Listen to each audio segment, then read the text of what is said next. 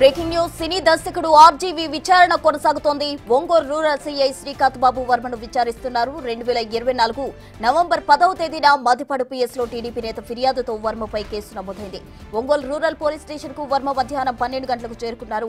వర్మను మధ్యాహ్నం 12 గంటల నుంచి సీఐ శ్రీకాంత్ బాబు ప్రశ్నిస్తున్నారు.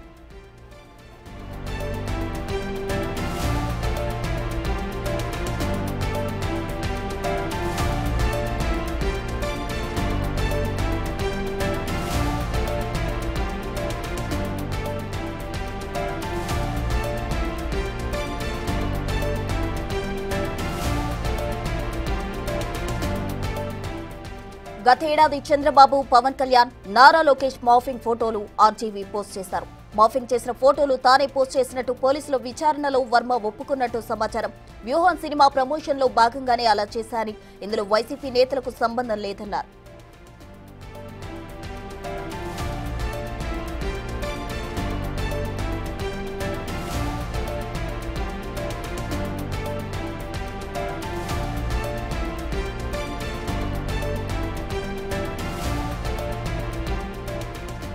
విచారణకు వచ్చే ముందు వైసీపీ నేత చెవిరెడ్డి ఇతర నేతలు కలవడంపై పోలీసులు ప్రశ్నించినట్టు తెలుస్తోంది.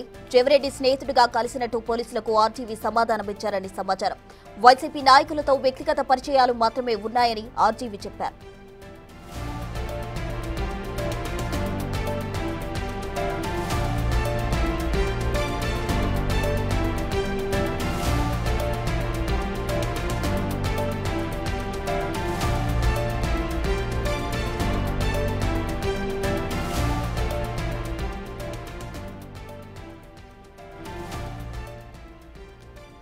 సినీ దర్శకుడు ఆర్జీవి విచారణ కొనసాగుతోంది. సుమారు 5 గంటలుగా ఆర్జీవిని రూరల్ సీఐ శ్రీకాంత్ బాబు వర్మను విచారిస్తున్న పరిస్థితి. దీనికి సంబంధించి పూర్తి డీటెయిల్స్ మా ప్రతినిధి శివ అందిస్తారు. శివ,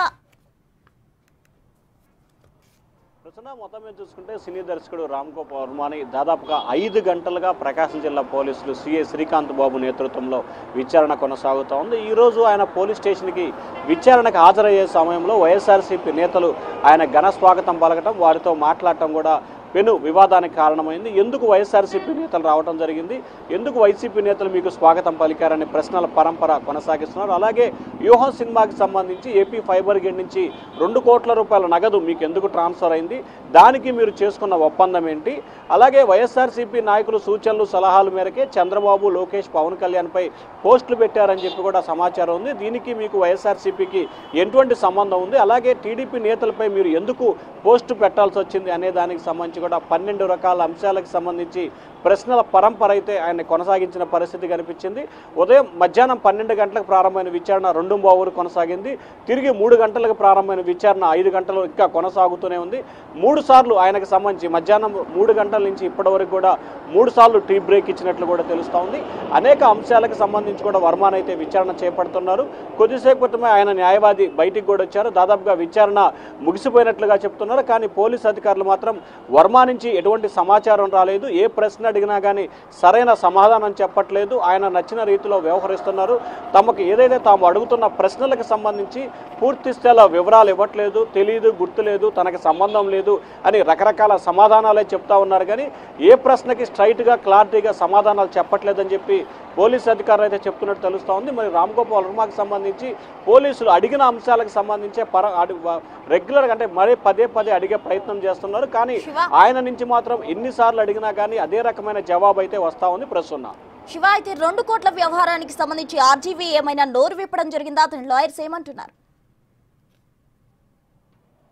ప్రధానంగా చూసుకుంటే ఏపీ ఫైబర్ గేట్ నుంచి వ్యూహం సినిమాకి సంబంధించి దాదాపుగా 2 కోట్ల రూపాయల పైగా నిధులు ఆ సినీ వర్గాలకు సంబంధించి ట్రాన్స్ఫర్ చేయడం జరిగింది.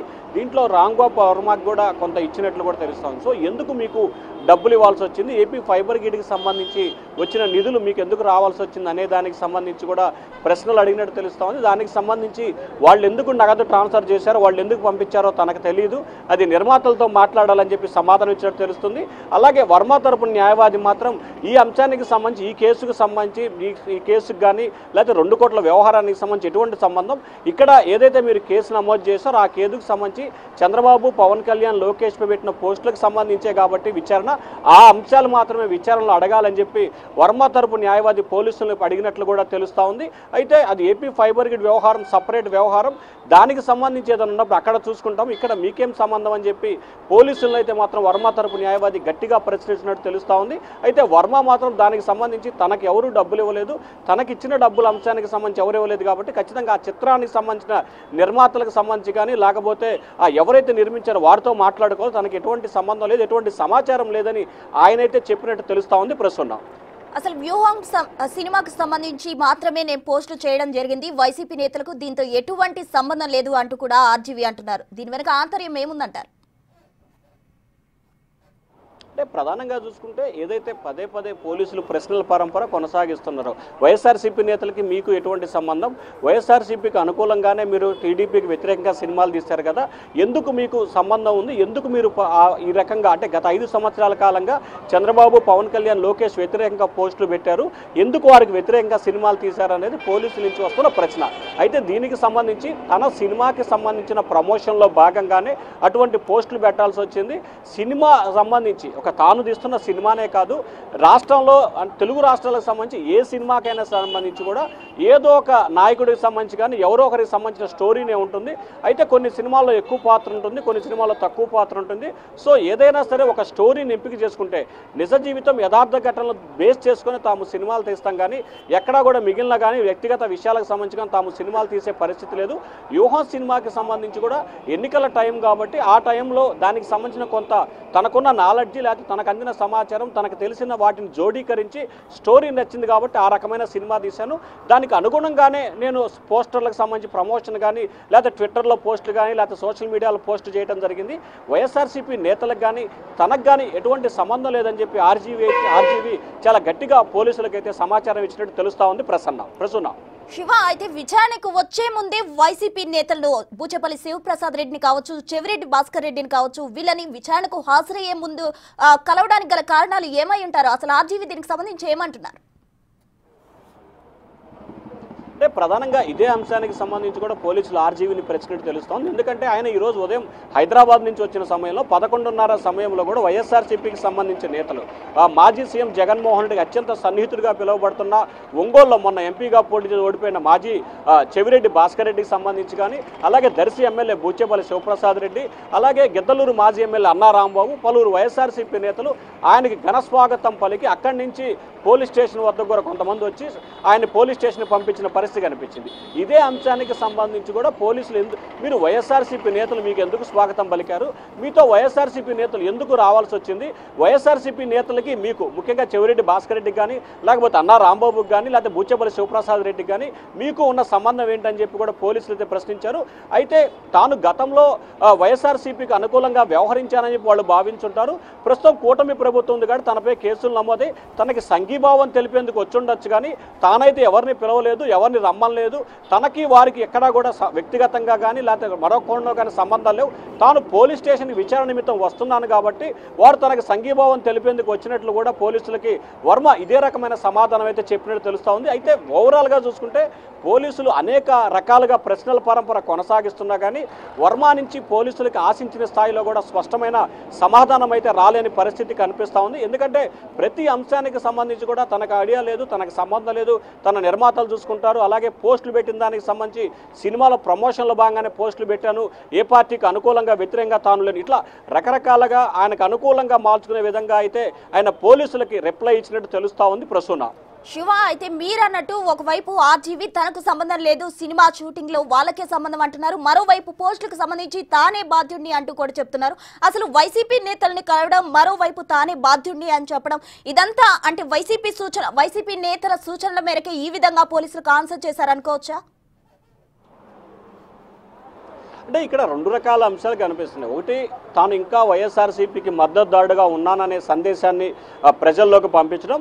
రెండో దానికి సంబంధించి కూడా తాను పెట్టిన పోస్టులకి అంటే ప్రధానంగా చూసుకుంటే ఇప్పుడు జరుగుతున్న పరిణామాలకు సంబంధించి ఏదైతే వర్మ పోలీసులకి విచారణ సమయంలో చెప్పిన ప్రశ్నలు బేస్ చేసుకొని వర్మ ఒకవేళ పలానా వ్యక్తి సూచన మేరకు పోస్టులు పెట్టానంటే ఖచ్చితంగా ఈ కేసులో ఆ వ్యక్తిని కూడా ఇన్వాల్వ్ చేస్తారు. సో ఈ నేపథ్యంలోనే పోస్టులకు సంబంధించి తాను పెట్టిన ప్రతి పోస్టులకు సంబంధించి తన వ్యక్తిగత జీవితానికి సంబంధించి తాను తీస్తున్న సినిమాలకు సంబంధించి ప్రమోషన్లో భాగంగానే పోస్టులు పెట్టాను, ఏ నేతకి ఎవరికి సంబంధం లేదని చెప్పి ఆయన కుండబద్దలు కొట్టినట్టు కూడా పోలీసులు చెప్పారు. మరొక వైపు ఇటు వైఎస్ఆర్సీపీ నేతలు కలవడాన్ని కూడా తాను పిలవలేదు, తనకు సమాచారం లేదు, వాళ్ళంతటా వాళ్లే వచ్చి తనని కలిశారు, వాళ్ళు కలిసిన దానికి రకరకాల కారణం ఉండొచ్చు, తాను సినీ దర్శకుడిని కాబట్టి ఒక సెలబ్రిటీని కాబట్టి తను కలవడానికి చాలామంది వస్తారు, దానిలో భాగంగానే వాళ్ళు కూడా వచ్చారనేది వర్మ కొంత విచిత్రంగా సమాధానం చెప్పినట్లయితే తెలుస్తూ ఉంది. వాస్తవానికి పోలీసులు ఏమడుగుతున్నారు, వర్మ ఏ రకమైన సమాచారం ఇస్తున్నారు అనేది అక్కడున్న వ్యక్తిగా తెలుసు. కానీ మనకి అందుతున్న ఆఫ్ ది రికార్డ్ సమాచారం ప్రకారం అయితే పోలీసులకు సంబంధించి ఆయన ఎక్కడా కూడా వైఎస్ఆర్సీపీ నేతలకు సంబంధం ఉందని కానీ లేకపోతే నేను పెట్టిన పోస్టులకు వైఎస్ఆర్సీపీ నేతలకు సంబంధం ఉందని కానీ ఎక్కడా కూడా చెప్పే ప్రయత్నం చేయట్లేదు. ఆ దిశగా కూడా ఆయన సమాధానాలు ఇచ్చే పరిస్థితి కనిపించట్లేదు. కానీ బయటకు సంబంధించి చూస్తే మాత్రం వైఎస్ఆర్సీపీ నేతలు కానీ ఇటు రామ్ గోపాల్ వర్మ కానీ తాను వైఎస్ఆర్సీపీకి సానుభూతి పరుడు అని చెప్పి వర్మ చెప్పుకునే ప్రయత్నం చేస్తున్నారు. అలాగే వైఎస్ఆర్సీపీకి సంబంధించిన నేతలు భాస్కర్ రెడ్డి విషయాన్ని కానీ లేకపోతే బూచేపల్లి కానీ రామ్ గోపాల్ వర్మ వైఎస్ఆర్సీపీ నేత కాబట్టే అతన్ని కూటమి ప్రభుత్వం ఇబ్బందులు పాలు చేస్తూ ఉంది, అందుకే తాము సంఘీభావం తెలిపేందుకు వచ్చాము అనే సందేశాన్ని ప్రజల్లోకి బలంగా తీసుకెళ్లే ప్రయత్నాలు అయితే వైఎస్ఆర్సీపీ నేతలు చేస్తూ ఉన్నారు. ప్రస్తుతం శివ, అయితే ఇప్పటికే 5 గంటల నుంచి విచారణ కొనసాగుతున్న పరిస్థితి, ఇప్పటికీ ఆర్టీవీ కొన్ని ప్రశ్నలకు నోరు విప్పని పరిస్థితి ఉంది. అయితే ఇంకా ఎన్ని గంటల పాటు ఈ విచారణ కొనసాగే అవకాశం ఉందంటారు? అక్కడున్న సిచ్యువేషన్ ఏ విధంగా ఉంది? అంటే ప్రధానంగా చూసుకుంటే ప్రస్తుతం ఏదైతే మనం Ongole rural circle police station దగ్గర ఉన్నామో ఈ పోలీస్ స్టేషన్లో ఉదయం 12 గంటల నుంచి కూడా వర్మని పోలీస్ అధికారులు ప్రశ్నల పరంపర కొనసాగిస్తున్నారు. మధ్యాహ్నం 2 గంటల సమయంలో భోజన విరామం ఇచ్చారు. తిరిగి 2:45 నుంచి 2:50 మధ్య విచారణ తిరిగి ప్రారంభమైంది. ఆ తర్వాత 2:50 నుంచి ఇప్పటి వరకు 3 సార్లు టీకి అయితే బ్రేక్ ఇచ్చారు.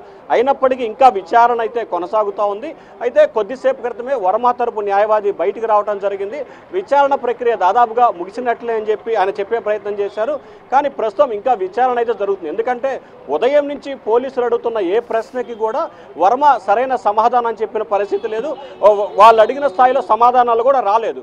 సో ఈ నేపథ్యంలోనే మరొక 1 గంట నుంచి 2 గంటల పాటు విచారణ కొనసాగే అవకాశం కనిపిస్తూ ఉంది.